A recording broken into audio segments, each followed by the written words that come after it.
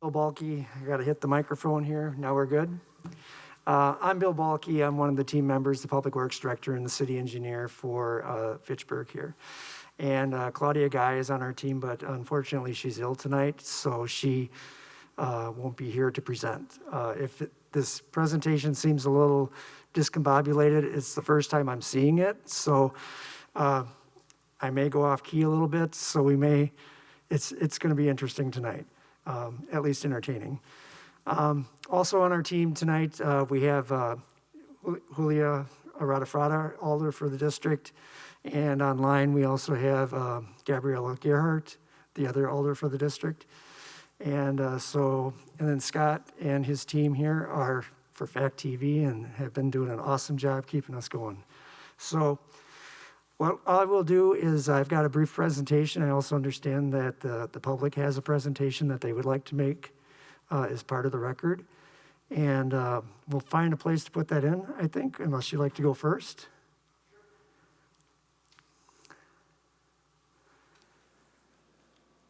I'm going to be looking that way. Yes.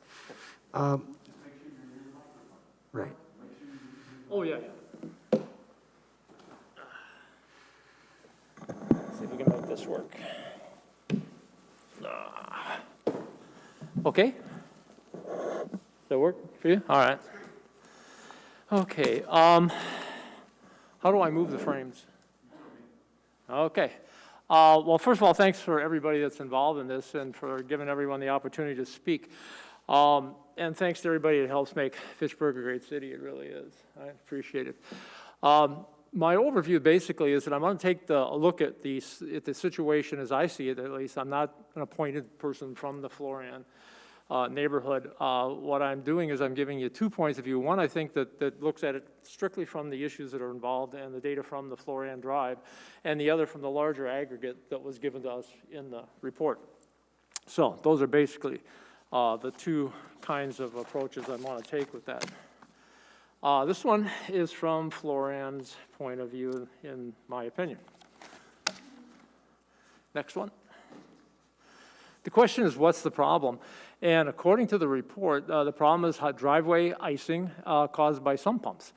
Has street flooding, was a question that I asked in one of the little survey I gave to everyone. Has street flooding affected your property each year you have lived on Florann Drive? And the next column says 5 said yes, 1 with a qualifier, yes, but not every year, which I guess is kind of a 4 or 5.5, 4.5 or something. And no, 3 said no, and 1 was a non-responder. You can read the comments yourself, but I think a little summary of them basically says it's almost a 50-50 split. There's 5 yes or 4, depending how you count them. And 4 no's or no response. The problems reported spanned months to years, which is a concern I will raise later in the survey design. And the problems seem to be inconsistent over time.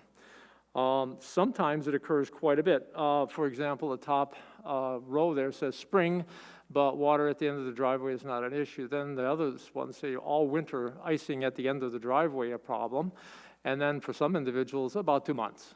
I don't know whether that falls into the second category or not, but that gets to another thing I want to talk about, which is survey construction, which I think will help clarify things a lot. Next one. The proposed solution is to install stormwater drainage, as we understand it, that entails connections to homeowner sump pumps.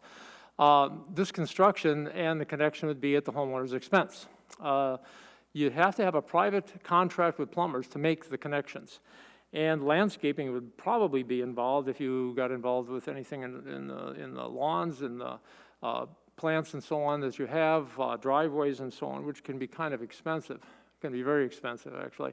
The street stormwater estimate that I had given to me, which was a ballpark, it wasn't an exact estimate, but it wasn't unresearched, completely unresearched either, was about the street stormwater cost to each person, each household would be about $4,500. A sump pump hookup would be $3,500 if you can get a plumber. And landscaping and everything else would just add to that, and the replacement for that would be unknown. So we're looking at somewhere in the neighborhood between $8,000 and $10,000 probably. Next one. One of the things that I wanted to get into that wasn't gotten into with the last survey was the cost-benefit analysis. The cost to homeowners, generally speaking, and what they report from the people on Florann, is that the cost exceeds the value of the infrastructure improvement, at least to them. The question really was in red there. How much are you willing to pay for infrastructure changes that may solve stormwater issues on your property? And then it was circle one of the following amounts, which range from 0 to 10,000. And 7 responders said 0. One respondent said $500. He wrote that in. And one respondent said 0 to 1,000. They circled both of them as if it were one item. This indicates that there's little enthusiasm when we get down to the finances of it. The comments suggest, if you want to go through all of them, and you're certainly free to do so, that the residents on Florann, it certainly includes my wife and myself, indicate that the price is pretty high, and we would like to see some kind of consideration for the fact that there are people there who are on fixed incomes. There are people there who will not have that kind of money, and it would put quite a burden on them.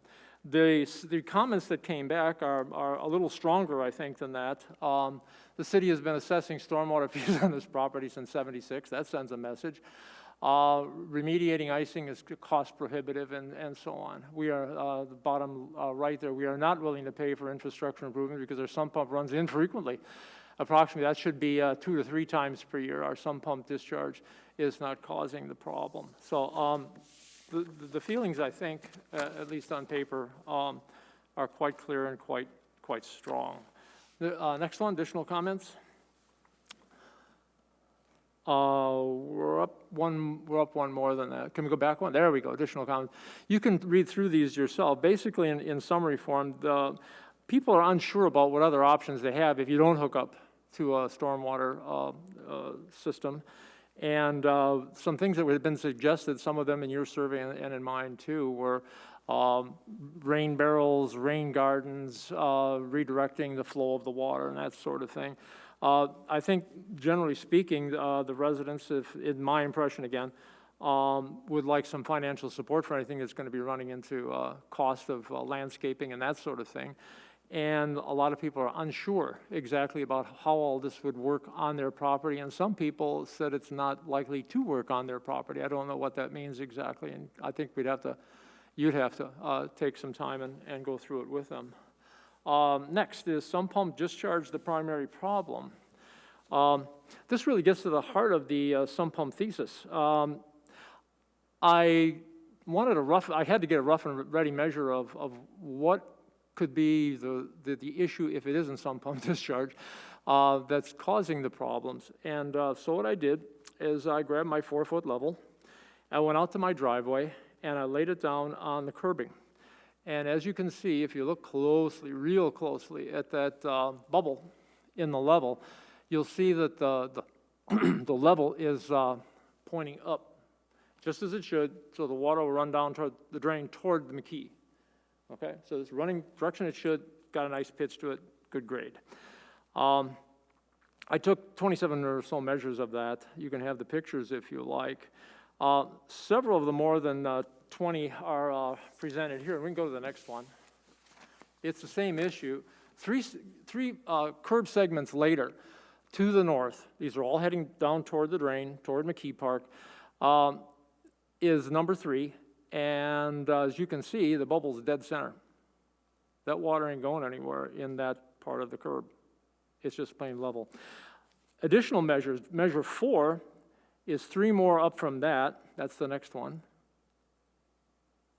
There we go, thanks. Measure 4 is 3 additional gutter segments north of 3, and again, the pitch is 0. Measure 9 is further north on Florann, and that was taken in one of the driveways that was iced over last winter. And as you can see, the pitch is slightly away from the drain on Jacqueline. It's actually pointing the opposite direction. Next one. This is the final measure I took to kind of, get to the chase here. This was up near the drain between Jacqueline and Florann, and that is almost dead center. Okay, you're not going to get a lot of flow there. One more, take the next one. This is something else that came up that someone pointed out to me, and it basically is this. If you take a look at the two of the driveways in which icing clearly is an issue, I mean, we're not debating that at all, I don't think. If you look where the icing is an issue, these are two of them.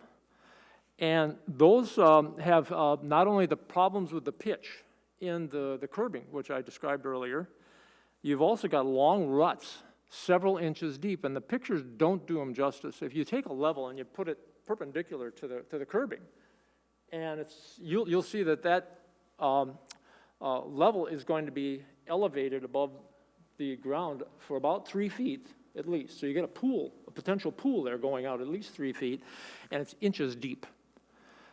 Just prior to where those curb form this little pool, what you have is curb that's broken. And so the water is basically directed out off of the curb into the road, into the rut. There's really, it's really pretty clear as to why certain people would have water near the ends of their driveway and why it would ice over at some points. Next one. So to just get into the summary, and then you, like I said, you can read this through if you want and get a hold of me or whatever, and we can talk more about it if you want. The cost-benefit side of this suggests that it's more than what residents, and certainly this resident would think is a fair price for what is going to be changed. The curbs and the road's condition result in rain and meltwater pooling where the problems are most likely to occur. If we connect sumps to the drainage system, I'm not a civil engineer by any means, as you can tell from my level system for measuring all this stuff, but if you put a lot of water into a system that's connected to your house through a pipe, and that fills up, that water is going to come back towards your house. Now, you're either going to have a check valve in there to stop it, or you're going to have water going back into the street, in which case you got the same problem you were trying to get rid of. So that really doesn't seem to be much of a solution, unless I'm dead wrong about something there. Excessive human cost, I think, is another thing that can't be avoided here. Most of the people on the street who are affected are going to be either retired or soon to be retired and living on fixed incomes. It's going to inevitably result in some kind of hardship. Other options that are available are kind of fuzzy as far as being conceptualized as how they would work and what they would be on people's property, and that would seem to me would be worth looking at if you're going to pursue this in some way. The next one gets us into the results from the aggregate, and the aggregate is important here because what I'm looking at is the way that the data were aggregated by the original survey. An aggregate of data is not like a group like we are. An aggregate is a number. It's a number that is formed by combining all of those numbers, and then it's treated as an individual. So the individual here isn't a person or even a set of people. It's an aggregate that's created artificially, mathematically, to create the single picture that is then used to make decisions, which is fine if you're doing an insurance company or you're in a school district and how many kids are passing doing this reading program or whatever, and so on. What we've got here, I think, as I will try to get to it toward the end without getting into a lot of statistical weeds here, I think what you'll see is that the aggregate maybe could be improved on with better surveying, and I'm going to make some recommendations for that. That's the way I'd like to see this, is how we can make this work better. Okay, next. So suggestions for survey design, which I think would help get us some good answers. And I'm not going to go through all of this because it will drive people crazy, but if you want to read it, please do, and I'll be happy to answer any questions. First, inter-observer agreement and accuracy checks on the ratings and the reports that are submitted have to be made. I did early research on this stuff, and I can assure you that there is a large and important database on how to train observers and the importance of that in the accuracy and maintaining the integrity of the data. Second, rubrics on the survey would help a lot. If you take a look, for example, of those two graphs that I have here, these are straight out of the survey.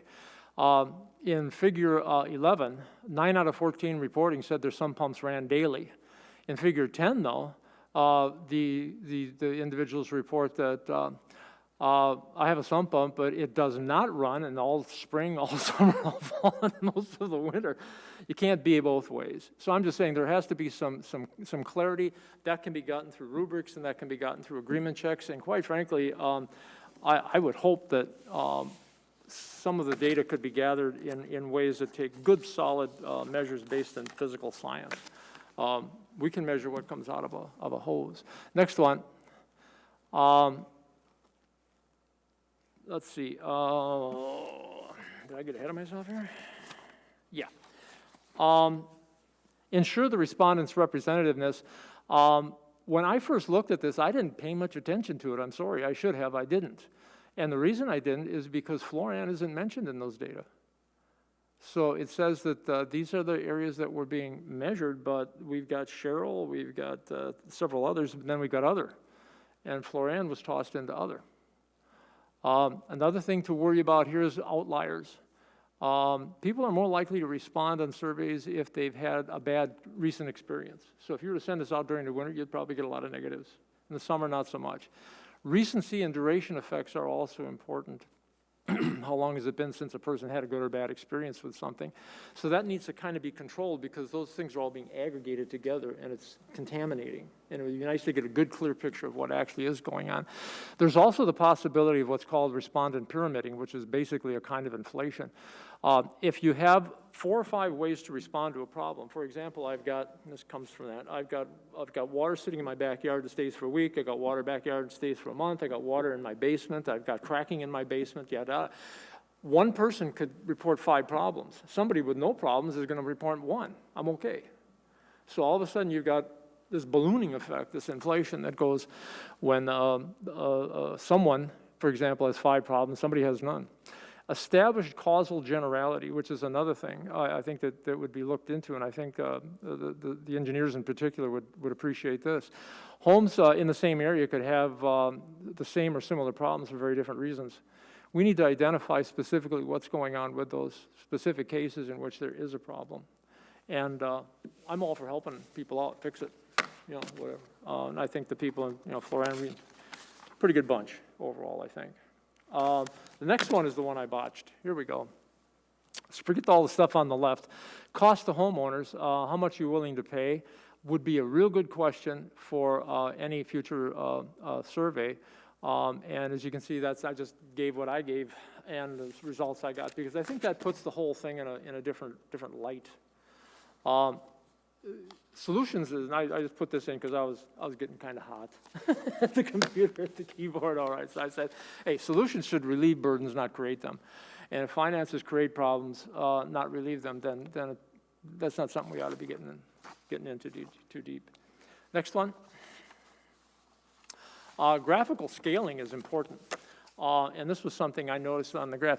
When you have a full range of dependent variable values, in his case it would be 14. Like I say, I don't want to get into the weeds with all the stats on this, but if you've got 14 possible outcomes, 14 possible values, you got to put all 14 on the graph.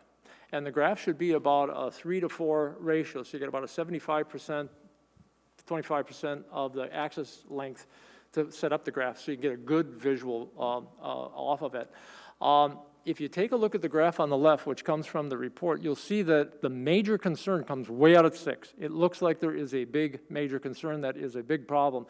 If you take those same data and you plot them with all possible values, and I put the possible at the top, and those are frequencies, suddenly it doesn't look like it's so big a difference. And down below, if you do that with percentages, it doesn't look like such a big difference. So if you take the next step, which is the appropriate next step, and you do a statistical analysis on this, and I did a chi-square because it's nominal data and a lot of other stuff that I can get into if you like, you will end up with a number that is not statistically significant. So data that look very different, like they do in the graph on the left, can be statistically insignificant. In other words, the probability of getting those results on the graph on the left are the same, no matter what category you're in. In the aggregate, in other words, these levels of concern are equivalent. One is identical, equal to the other. Even though they look substantially different on the graph, they're not. They're not. That's the problem with treating aggregate data as a group of things instead of as an aggregate. So, I think that about does it. Thank you. Appreciate it.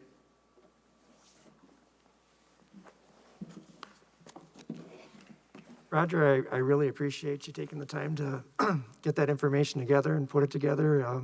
It does make a lot of sense. And basically what I'm hearing from everyone is that we want to come up with a solution. Go back there. What's it? Should I stay here or go back there? You can go back if you'd like. A solution that works for everyone, and that's often difficult to find.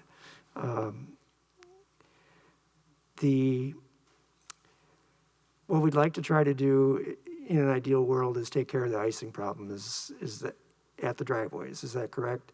And as Roger pointed out, we've got problems with the curb and gutter that's flat or pitched backwards that cause that pooling along Lyman Lane and on Florann as well. So we need to take care of the icing problem. And we also need more information from the residents themselves to actually sit down with them and discuss one-on-one where you're maybe not, hitting a button that doesn't apply to you or over-exaggerating something. We want some honest answers as to how this works. And that's how we're going to, get the better data to be able to make a decision. Because what I'm thinking here is that we have some pumps that run, they might not run in the winter. And when we have snow that melts, we're going to have that same problem with or without sump pumps. So if we put in a sump pump system, it might solve part of the problem, but when the snow melts, it's going to be there. So that's telling me that I think we've got a problem with our street grading that needs to be repaired. Now, that also comes with a cost when we start touching curb and gutter, because our special assessment policy will assess the property owner's 50% of the frontage that's being repaired. So if we got an area that dips down, we're gonna have to repair that and make it straight. The property owners are going to get a bill for that cost. So there's a cost there too.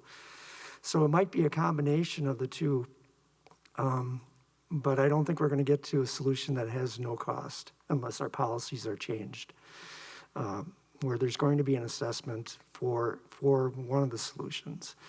But I do think, we don't want to rush into something right now. I do see the value in asking some more pointed questions to see how much of an issue it is with the sump pumps. If they don't run in the winter, maybe that takes care of the, we don't have an icing problem. We've got a road drainage problem that we need to take care of.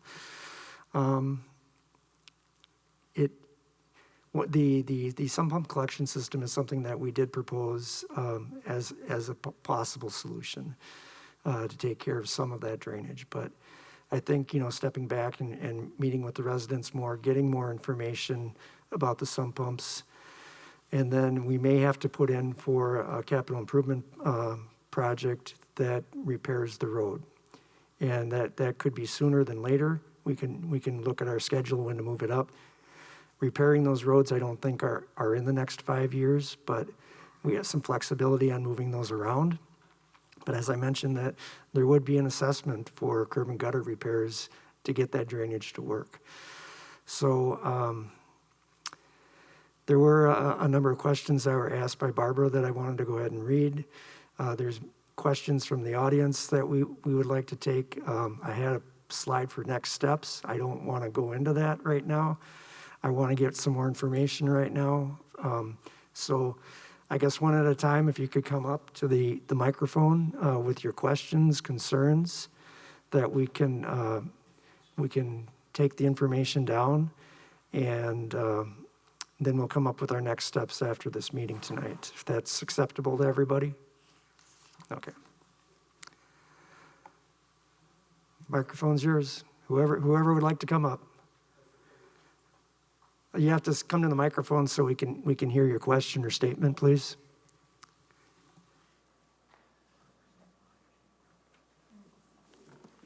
Is there federal money available for this? Not specifically for local programs related to flooding and drainage. There are some for water quality. FEMA has federal programs for major disasters, but that wouldn't qualify for this. But there are grants potentially that we could research and try to find money for that could offset some other project costs, that we could use that toward rates toward, drainage problems. What about ARPA funds? What about ARPA funds? Currently, ARPA funds are, they have to have a water quality component to the infrastructure repairs, so the sump pumps would not qualify for that, is my understanding right now. Thank you.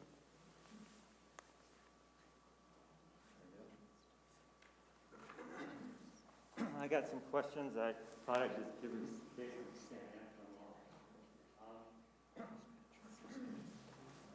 Ron Gaddy and my wife Deb were at 2780 Florann, and I don't know. I kind of disagree. I don't think grade is a problem. We went online and looked at the GIS layer, and it looks like that street's about 1.1%. Granted, things can shift around like that, but it's not a problem for spring, summer, or fall. It only is a problem for winter for us. I mean, the water has momentum and goes by. And if grade was the issue, we'd have had icing for all the years. Some of the original owners were here. I guess I would ask them if they've had it. But we were here. We've been here 29 years, and we had it 2 or 3 years, and that's it recently when things changed with sump pumps. So I don't know if blaming it on grade, and it scares me a little that 50% to repair a curb in front of my house each section. I have no idea what the price on that is. I think we do have a problem with icing in winter. We don't have a problem with the summer.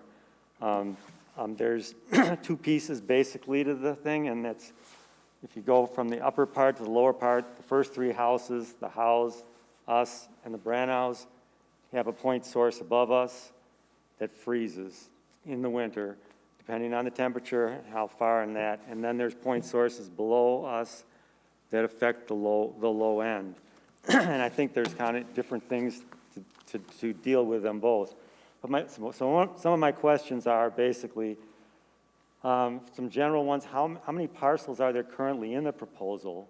Because we got 4 letters, and one of them said there was 26 parcels mailed, and then there was 27 in the next one, and then it was down to just Florann, the 10 that, I think most of the landowners here are those 10. And then the last one came back to 26, so I'm kind of wondering how many parcels there are involved in it. That's the first question. The second one is, again, can we get a rough estimate, cost estimate that'll be assessed to each landowner or parcel owner for the project? I assume that $180,000 that was put in the spreadsheet was a placeholder for the 26, 27 parcels, and the final cost will depend on what the bid comes in. So I know you don't have an answer, but I was just wondering if you can come up with a, 1,000. He had 4,500. Is that it, or is it, 1,000, 3,000? From past experience, other projects. That's another one. The third one would be if driveway aprons were broken up for installation. I heard people secondhand say the city will pay for that, the repairs or the cost of putting them back. But I'm kind of guessing that means the 50-50 cost share, or I'd like clarity on what it will cost us to replace our driveway aprons. We put in a new cement one a few years ago, and that's not going to be cheap to fix. And then the next one, that if driveway aprons are going to be broken up for installation, will the repairs be included as a factor to decide whether the drainage pipe gets put in via open trenching across them to tear them up, or coring under it? What I heard from Claudia was low bid gets it. Probably that means open trench, which means the driveways, they go through them. But on the other hand, if we're the ones that got to pay, even if half of the price of repairing our thing, that's kind of a hidden cost that we would be doing that might be, it might be cheapest for the city to do, open trench, but if you add in the cost to us as the whole picture, we'd be handling that ourselves. And then the next one would be just a real basic thing. What's the code or the rule for where to discharge sump pump hoses? I think I asked this when the early city hearings, and they said, well, we don't really have that answer. You know, are we, I assume we're not supposed to put it into the, you know, the sinks or the floor drains of the house, but, you know, where are we supposed to put them? Out in the yard? That makes sense maybe for the frost-free seasons, but in the winter, you know, that lawn becomes an impervious surface. It just flows over, it gets to the curb pretty quick. So is there something that, there's a rule where we're supposed to put these? Pretty basic. And for our situation of the 3 at the upper end, there's an owner on 5590 Sherrill who discharges onto Florann about 10 foot from the edge, but no problem in the summer. You know, gravity flows all the way down to the curb, but hits the frozen ground, goes right to the curb, and it slowly freezes in front of our 3 houses. Do you have the authority to direct the owner of that person who has a drain in the curb on Sherrill, and if he just directed from there to there, run it down his driveway to there, we'd have no icing, and that's 3 of the 10 houses. There'd be a free, no-cost solution. Do you have the authority to tell that person that he needs to put it towards the infrastructure that exists right in front of his house rather than there? If you don't have that authority, another option would be, can you influence his decision by saying, hey, you are a part of this Florann issue. If you want to keep going down Florann, you're going to be part of the cost of the new pipe, like we all would be if this comes through. On the other hand, if you decide to go Sherrill Drive, no cost. That might help him decide, even though you don't have the authority to tell him. I don't know which the answer is, but that's another, because you know, I think this is kind of a no-brainer that this is the way that would help for free for 3 of the 10 parcels. And then there's also a question, kind of a minor one, but what time of the year will the work be done? Can that be put into the bid so that we know it's not a window of sometime in the summer and, you know, within a month or 2, so that we can be around to deal with it if we have to? And then finally, if you put in this new pipe underground and it's optional to attach to it, what is the city going to do if the few parcels that do pump in the winter opt not to attach? I mean, that sounds like the worst situation, because everyone is then paid for this thing, and then they haven't attached, and we have the same problems. And I'm not convinced that, you know, grade is the issue. And when we had a year this last year that it didn't happen, global warming says that there's going to be more big rainfall events. It's going to come like it did the 2 years before, I think. And this is going to happen again after we've already paid for it. So those are the questions. I don't know if you want to answer them all now or do it by mail or something, but those are what I have. Thank you for the questions. Thank you for your time. It is a pretty comprehensive list, and there are some things I have to research a little bit more on. The authority to mandate connections. I don't believe we would have an ordinance in place to do that. With nuisances, I have to research that as to how that would fit in. If there is a nuisance that we could cite, you know, based on a public safety issue. So I think there's some more research that I would have to do on those. I could get into the construction, you know, if you'd like. I think it would probably be around June that we would do this work. And we'd be sending out a series of notices ahead of time, at least 4 letters explaining the project, assessment hearings, things like that, if we were to go forward with this. So if once we do have somebody under contract, or if we did, we would be sending out a letter saying that it's probably going to be about a month of when the work starts.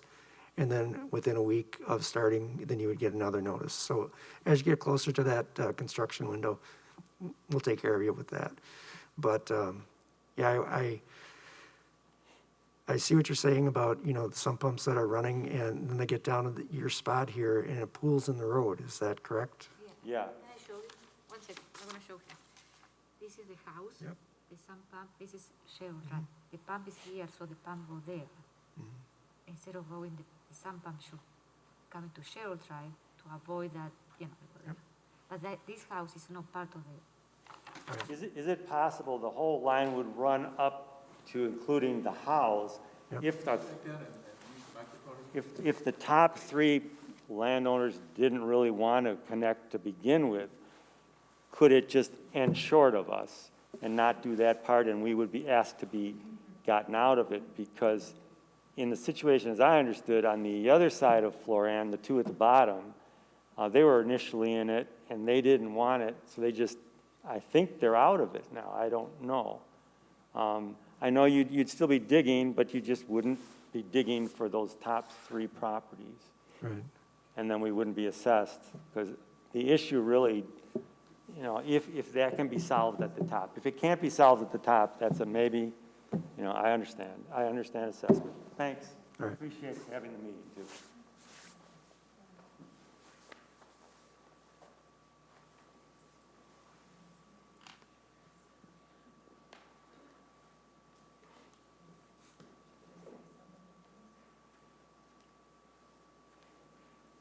Hi, I'm Lindy Bassett, 2788 Florann. I guess I just want to reaffirm that we don't want to spend any money, and we're continuing to talk about the pipe in the road as a possibility, and, we're talking about lots and lots of money, so definitely want to come up with other solutions other than that. Okay? We have Barbara online, if we can take your questions now. Okay, great. And All right. thank you. And some of these have been covered by the others, but maybe I'm alone. It was kind of confusing as to whether the storm sewer that we understood was going to go in, we were saying yay, and the sump pump collection system were planned together, if this is generally what's done, or if they're separate. Wouldn't the installation of the storm sewer on Florann, like you did on Cheryl, help with this whole problem, including the winter ice problem from sump pumps, without doing the collection system? And again, I had asked also how much we might be assessed by the city. I'm glad Ron brought up that one property on the corner of Cheryl and Florann, because I've been wondering about that too, because he definitely has his exit coming onto the top end of Florann.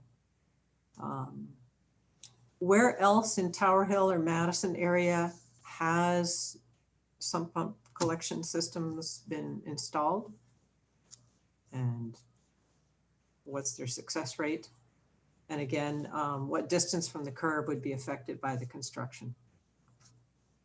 So we're on Jacqueline Drive. Our address is Jacqueline Drive. We're down at the lowest corner, right by the Jacqueline Drive and Florann. Storm sewer, great. Sewer, great. We're right on the corner where it ices up. So we, half the time, because we weren't realizing, it didn't seem that our sump was contributing to the icing. Sometimes we put it straight out to Jacqueline. We flip it around. So if we're gonna, and we were the ones probably that said it wasn't blocking our driveway because our driveway is on Jacqueline. So if we simply put our flow tube from our sump drain out to Jacqueline, why would we have to contribute to the sump drain system? Because we're not causing any problem then. Thank you very much for having this meeting and for being willing to provide the information. Yes, thank you for all contributors. Thank you, Ron. Thank you, Raj and Lindy, and thank you, Alders. Thank you.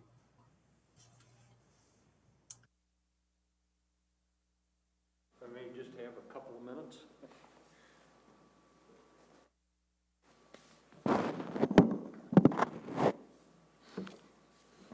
I'm John Howe. I reside at 2778 Florann, I'm the first house immediately around the corner from Cheryl and Florann.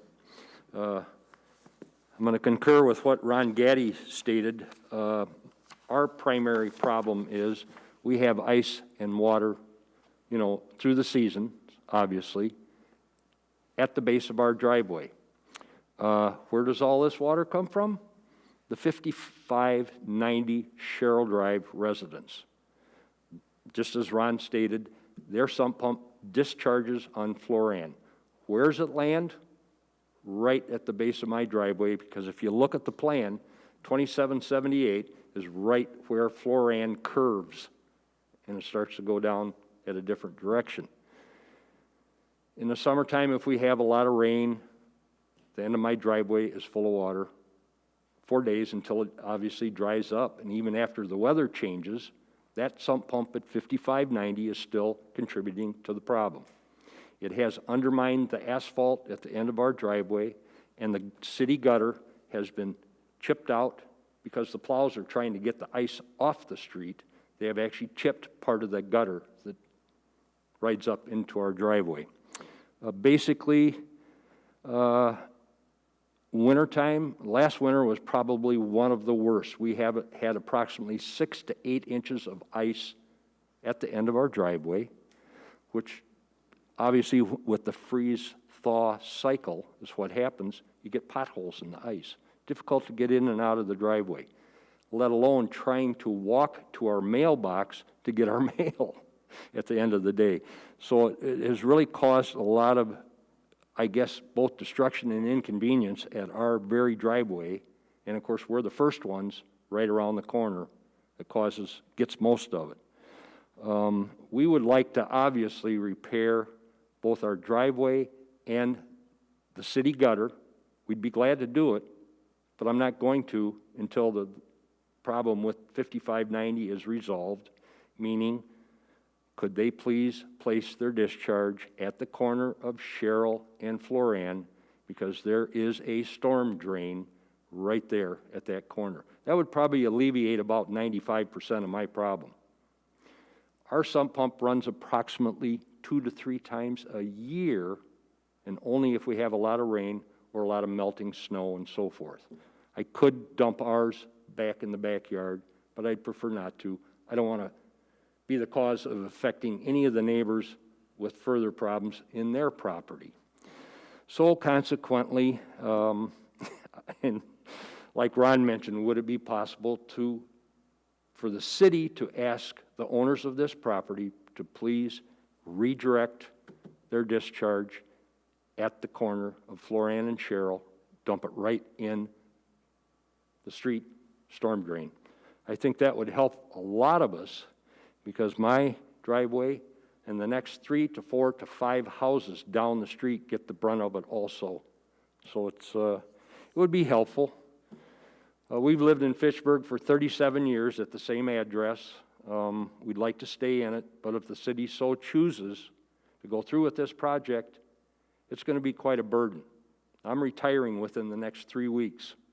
I would prefer to have no additional financial burden to my property, obviously. So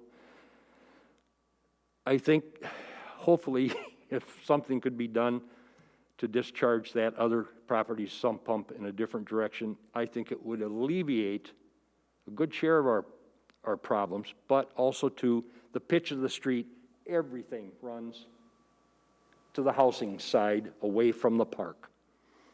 So thank you very much for the time to be able to explain some of this stuff, and thanks for all your hard work going through all this and keeping us informed. We appreciate it. Thank you very much for the time. Do you have a map there? I do. So I want to tell you, all of you, that I met with Roger last Friday, and he gave me the tour. Mm-hmm. And I saw that sump pump coming from the Cheryl Drive house. It goes to the Florann, So I know what you're talking, and I have the letter here, and I don't know why this property is not included here. It would have been nice if they Yeah. might have been I included agree in with this you whole in that. situation. Yeah, I agree with you about that, you know what I mean? Very So- good, thank you.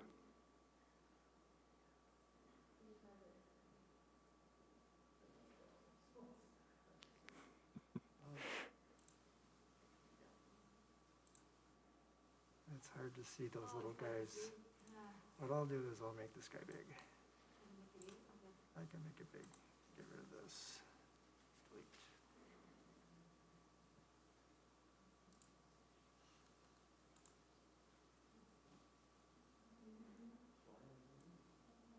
All right, is that? Yes, they have, they have a potential connection that they could already make to the system at that catch basin, so they weren't included in the system to solve the problem, because they already they can connect to a pipe right now, or the catch basin on the corner.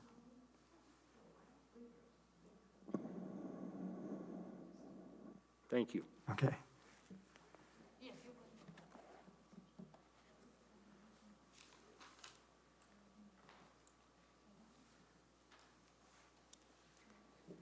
I'm Diane Lensmeyer, and I live at 2794 Florann Drive.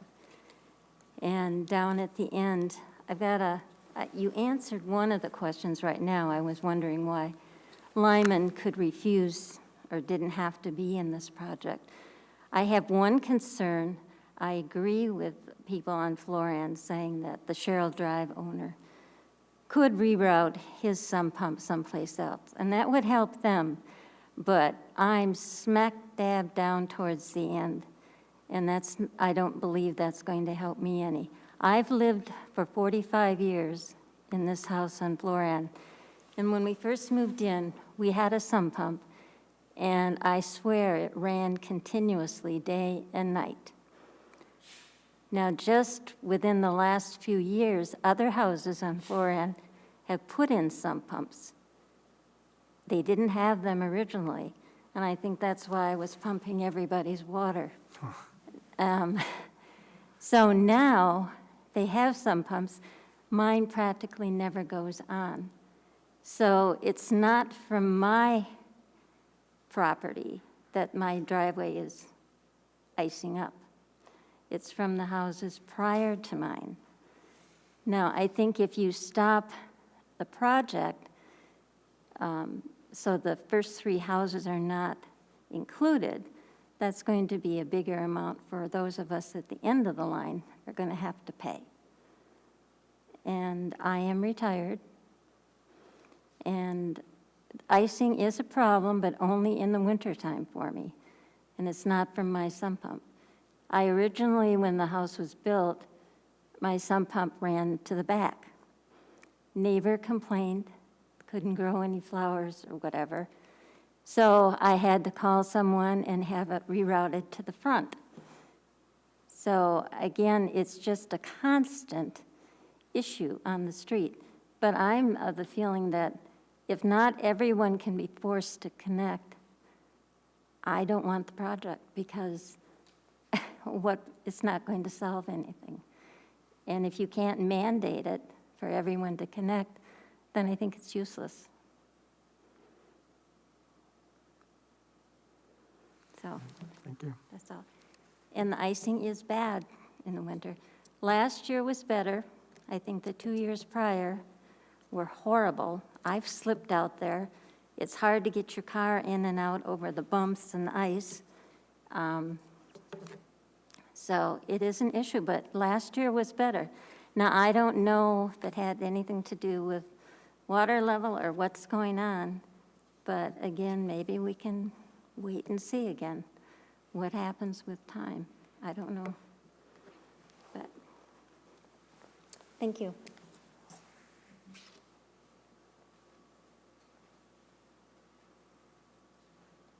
Anybody else? Sure.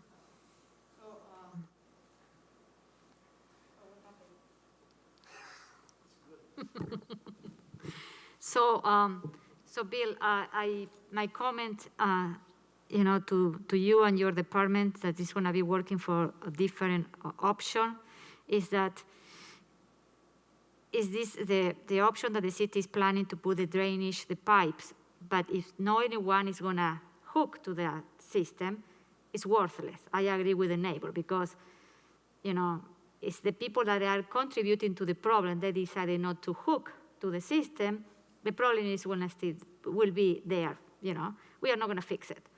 So this is what we need to think is, what are the better solutions? If this is gonna be a solution, we decided we are gonna use the drainage pipe to do it. It has to be, what I'm gonna say is gonna sound bad, but it's, you know, I am talking hypothetically. It's got to be mandatory, because it's the only way that it can work, or we shouldn't do it. And the other issue that I am concerned is how much it's gonna cost this too to the neighbors, because what they say, most of the neighbors living in that area, they are retired and they live in a fixed income. And we cannot send them a bill for $5,000–6,000. You know, I don't think that is fair. So I think this is what I say, what are the other solutions that we can, you know, we can work? And also we need to go and talk to that neighbor in the corner on Sharon and say, you need to move your pump before the winter starts. We had to tell them, you know, someone from the city had to go and say, can you move it? Can you reroute it? You know, because, you know, so, and even if he has an inlet there and a stormwater, you know, that he can connect it, you know what I mean? But I think we need to look for other options too, to see, you know, before we make a final decision. I don't know, that was my point. And the other thing is, in this letter, what is the Lyman people, all these houses, where did the pump sound from all these people going? Drain? They drain to the street or they drain to the backyard? Currently, they drain to the street, and they have a pipe that is already there in front of their homes Oh, okay, okay. that they could connect to. And they are all connected? No. Oh. And when it was installed that? It was, I'm not sure. It was many years ago. And we assessed them to do that? I would have to look at that. Can we look at that too? Okay. If they were assessed for the pipe, for this. It was for a stormwater pipe for the street drainage, to put a catch basin in the road to collect the water. But I don't know if the property owners were assessed for that Okay. or not. This is 2015. Who is talking? I think Rick Eilertson just jumped in, said it was 2015. Yeah, 2013. They redid the road, didn't they?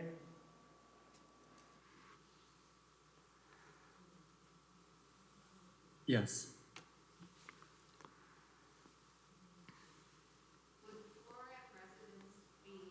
Please come to the microphone. Sorry, our people online can't hear you if you don't. Would Florann residents be assessed if a drain, you know, because we don't have a drain on our street. There's one on Cheryl, there's one on Jacqueline, but there's no drain on Florann itself. Would we be assessed if a drain was put in to our street? I believe the way our policy is written currently, that there would be an assessment to the property owners for that installation of the storm sewer, but I would have to double check on that. Would that be considerably less money? It would be assessed to the properties on both sides of the street, so there would be more properties involved. Well, there's only 2 other homes on the other Right. side Yeah, because of the park. because of the park. So, okay, thank you.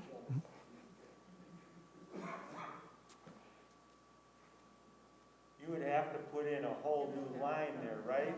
Yeah. Wouldn't you have to put in a whole new line?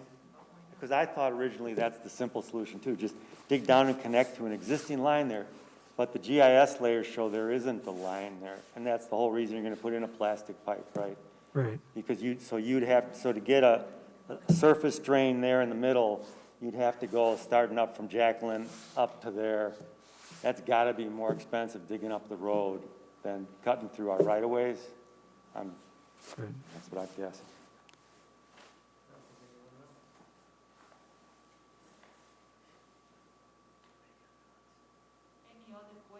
Comment?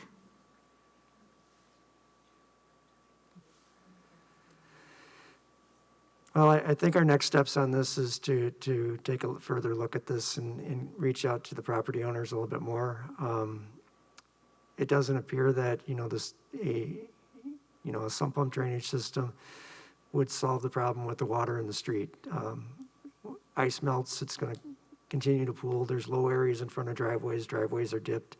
So I think, there's going to have to be some repair to the driveways and curb to alleviate that problem long-term. But like I said, I appreciate, the input that everybody has given, and I understand, the financial hardships, and we're applying the policies that we have in place currently, and that's not to say that they can't change, but there are, impacts, for making a change. Somebody else is going to have to pay more, so you pay less. But that's something that can be considered. The mandatory hookup is something that would require a policy change, that if there is a storm sewer system or a storm drainage system in place in front of a home, a mandatory connection is made. But we don't have that on our ordinances or policies currently to enforce that. So yeah, I do see the benefit of that. I've seen it in other communities. We're doing research on other communities currently on what they're doing and how they assess, how they pay for things, et cetera. So that's kind of ongoing currently with the Sherrill Drive study, and we're gathering that information, and I think we should be able to apply, a more consistent policy to the Florann area as well, going forward. But I think our next steps would be, we've got a couple of months here before we need to make a decision if we're going to hire a designer to go forward with a sump pump drainage system or not. And we need to gather a little bit more information, see what our policies are, what we can and can't do, and get that information back to you to help just keep you informed on going forward with this project. So is that would you say that's fair? So I guess that's my marching orders then, unless I hear differently. Okay. So what you're saying is that, so what you're gonna do in the next couple of months The next, is, I want to know what is next, because I think they deserve an answer. And yes. so what is the city's planning to do in the next couple of months? I didn't follow what you said. Okay. The first thing that we're going to do is we're going to contact the property owner on the corner of Sherrill and Florann, and either through Public Works or Building Inspection, get them to redirect their drainage onto Sherrill Drive. Hopefully it will go into the drain or down toward McKee, but as long as it doesn't come down Florann, that should take care of some of the problem. We're going to take a closer look at, as Roger, right? Roger had pointed out that there are areas that pool water, and probably will continue to pool water even after the drainage is redirected. But take a closer look at those and see, if there's improvements that can be done to the curb, to the street, that would improve the drainage there so the water keeps flowing past and gets down all the way over to Jacqueline. We may need to add an additional pipe along the way to pick up the water, mid-block, and that would be done during the construction of the road.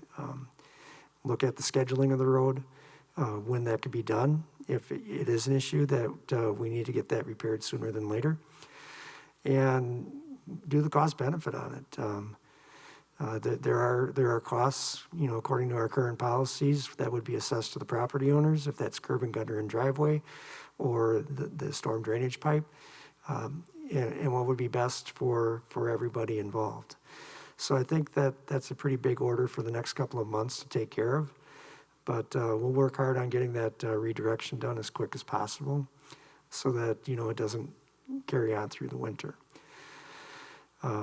If we'll have one more meeting, I think we'll schedule that for December, early January, to, you know, update everybody on what we found, and maybe an intermediate update, if, you know, just to let you know what's going on, that we can do that. And then come January, we can meet up again and make the decision on if we're going to go forward or not to do design and what that all involves. All right. This is Alder Gerhart. I just also wanted to mention that there is a text and email notification that you can sign up for that's specifically dedicated to this project. Because I know you're being communicated through the mail, but if you prefer a text and or email, it's on the city website, underneath the main header, the banner at the top. There's a little button that says notify me. And if you click on that, it'll take you to all the different city notifications and the Lyman and Florann Lane, because it used to be include Lyman Lane. So I believe it's still called the Lyman and Florann Drive and Lyman Lane Stormwater Project is one of the options. You can sign up for text or emails. It's just a good way to make sure that you're not missing anything that comes through. And you can also reach out to either me or, you know, Alder Radafrada, if you have questions or wondering where things stand. If you feel like you don't know when the next thing is, we can always add you to our list of people to reach out to, if that's helpful. And thank you all for coming tonight. Really appreciate all the feedback. This is really helpful, and appreciate your engagement and your attention to detail on this. So thank you so much. I have a question for you, Bill. Have you been in this place? Have you been in Florann? Yeah, I've been there in the winter to observe the icing that occurs, so I'm familiar with it. Okay. I just haven't been there in a couple of years.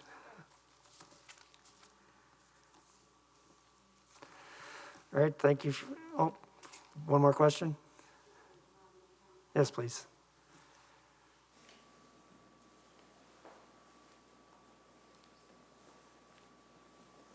I know legally we're not allowed to run our sump pump line into the sewer line in our basements, right? That's correct.